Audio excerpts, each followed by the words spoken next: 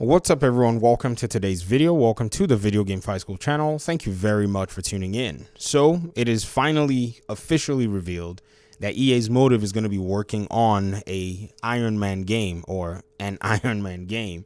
And this is very interesting because for the longest time, I think we've been in a position where we know that Iron Man is actually one of the more, I would say popular heroes in the Marvel universe in a sense. And for him to not have had a more modern game has been almost an atrocity, especially with the rate at which these Marvel video games get put out compared to, say, DC. I'm into the DC games, but there's some Marvel heroes that I can definitely appreciate, and Iron Man is pretty much one of them.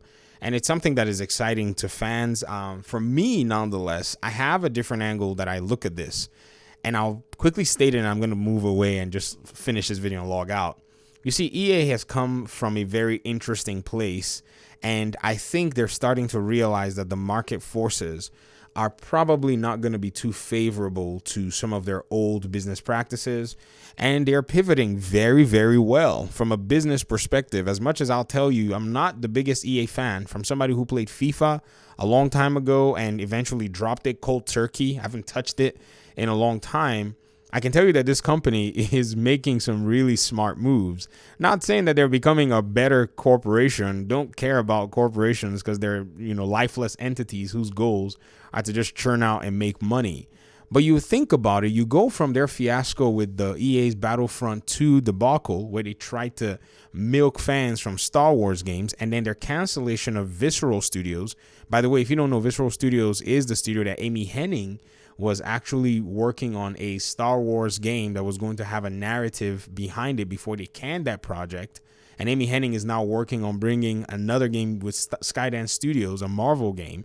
And her game is actually super, super anticipated as well.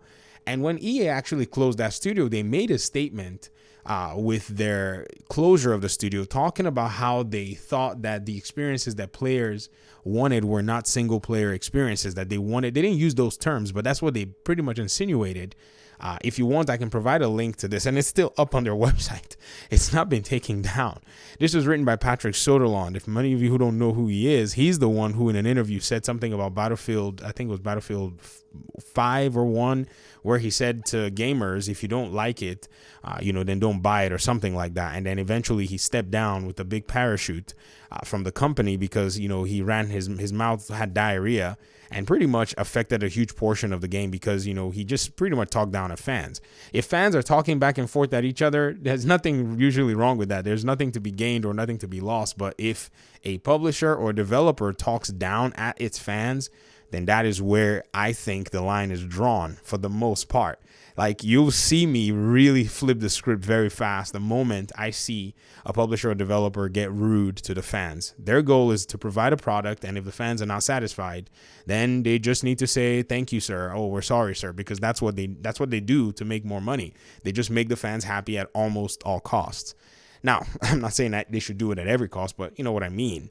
And so it's interesting to see where they've come from and how they're moving into this particular strategy. Now, what could be the reasons for this? Well, number one, EA's FIFA license expires, I think, after this year's FIFA.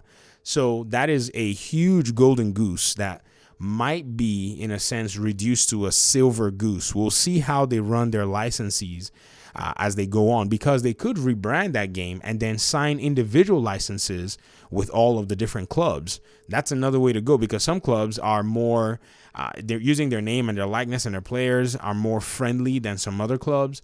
And so they may need to go ahead and just, settle with the different clubs and get an arrangement going with them and not need to use the FIFA name to brand their game. So that could still be a very good, lucrative source of income, but it's eventually going to wane, I think. And then if you go ahead and look at things, the single player games that they probably frowned upon and they tried to move away from has been their biggest emphasis now, because after they made that statement, Star Wars Jedi Fallen Order came out. So to me, I think that was just a statement to basically appease the fans. And there were probably issues in that studio that it did not want to say anything about at that time. And they used that as just a cover, as an official story, because I think they've been committed to single player games, but they didn't want to say anything that was disparaging to the work that was going on with that Star Wars game. Maybe it had just been in development too long and hadn't made any progress that they felt was satisfactory. But then you think about, say, Star Wars Jedi Fallen Order, and then Star Wars Jedi Survivor comes out next year. And then you think about, say, other IPs that are now tapping into the superhero, cinematic, all of this stuff. I think EA wants to be on the forefront.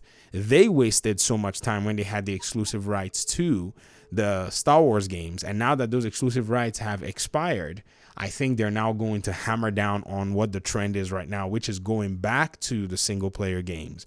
You see, the cycle came full circle, I guess, where back then, after Fortnite and PUBG hit the market, every developer and every publisher seemed to have lost their minds. But then God of War 2018 hit the market. Elden Ring followed, slapping everybody. Sekiro came down like a thunder strike and eventually obliterated the relevance of all of these cash grabby games. And then they started to all plummet and die. Marvel Avengers was coming full head on and crashed into some crater somewhere and just did not do well. A game with a very solid set of mechanics, but poor framework overall that could not hold anybody or a lot of people's attention. So the game just got abandoned, became a loss. Crystal Dynamics ate that L and went from there. And so I think right now what we're going to see is this game possibly use some of the systems that you had in Anthem. I didn't want to go ahead and mention that game, but yeah, that game is one of EA's most, I don't know, EA had so many atrocities though from a while ago. They're still a company that I take very huge cautious steps whenever I deal with anything coming from them, even though the developers that work under them, they are quite reputable and quite talented in what they do. You look at DICE, reputable, talented company. You look at Respawn, reputable and talented company. You know, it's what it is. These are very good companies, just happen to be under a publisher who for the long time had a CEO and leadership anyways. I'm not going to call just a CEO, but leadership that didn't seem to have gamers at the forefront of all of what it was that they do. But I think they've eventually experienced a PR nightmare.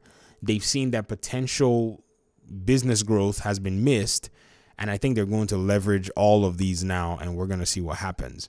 But again, here's the fear that I have. We might get an oversaturation of superhero games coming soon because you guys know Marvel. Marvel is into mass production.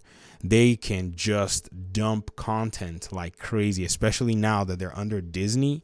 It's going to be insane. Disney is just going to propagate all of these IPs and give it to anyone. You want to make a game? Here you go. You want to make a game? Here you go. And I think DC is going to have to bring quality to the game versus quantity. That's the only way they can now compete because they're already years behind.